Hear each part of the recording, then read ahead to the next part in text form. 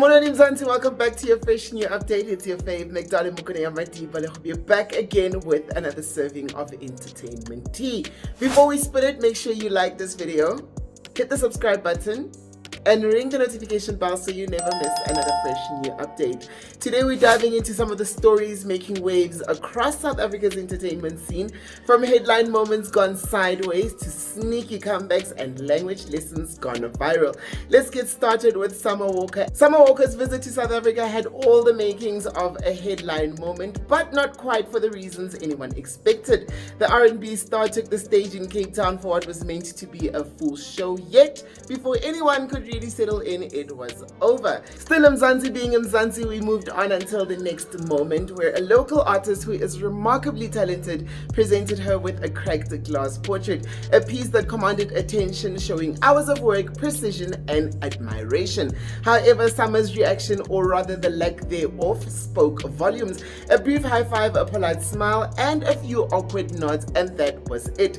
There was no real engagement and no real moment to honor the gesture. For many watching, that was the turning point, as the mood shifted from a celebration to disappointment. In the end, Summerwalker's visit left the audience divided. Some called it misunderstood, others indifferent. Either way, the moment will be remembered not for the music, but for what a mess the whole visit was.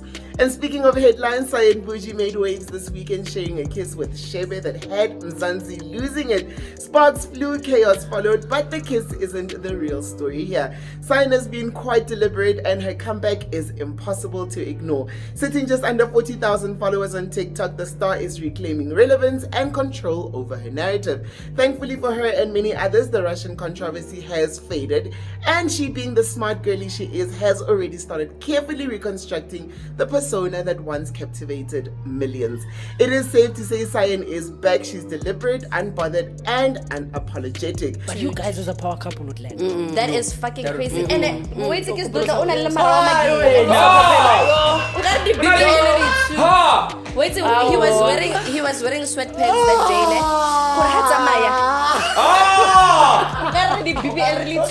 Her recent podcast appearance on Open Chats made it obvious intrusive and uncomfortable questions were posed as entertainment. But Cyan thrives where others stumbles, and while we love seeing her rise, it's important to note the streets haven't forgotten and they're still watching. And finally, Ayanda Ncwane continues to dominate headlines, and this time for her English, which seems to be deteriorating. Not long ago, she made waves speaking about tomorrow in this clip. One thing about tomorrow, something that is so scary about tomorrow, because tomorrow we don't even know how it looks like. It can be so scary. Hey, Lamahadabaka. Tomorrow looks scary because we don't know the color of tomorrow. Ayanda is now back, claiming she is not Sifiso Ncwane's wife, but an executive. Bold, yes, but the delivery leaves the timeline side-eyeing in equal measure. I just dislike how they introduce me. I'm not just Mamman. I'm not Sifiso's wife.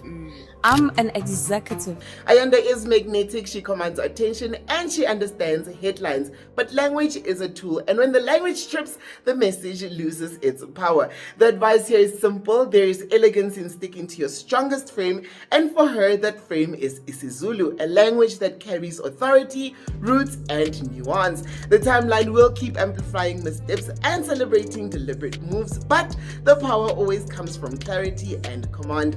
And that's all for your fresh new updates. Don't forget to like, subscribe, hit the notification bell, and of course comment down below what do you think of today's updates. For fresh new updates, it's your fave, until next time, stay safe, stay spicy, and remember, in Mzansi, today's gossip is tomorrow's headlines.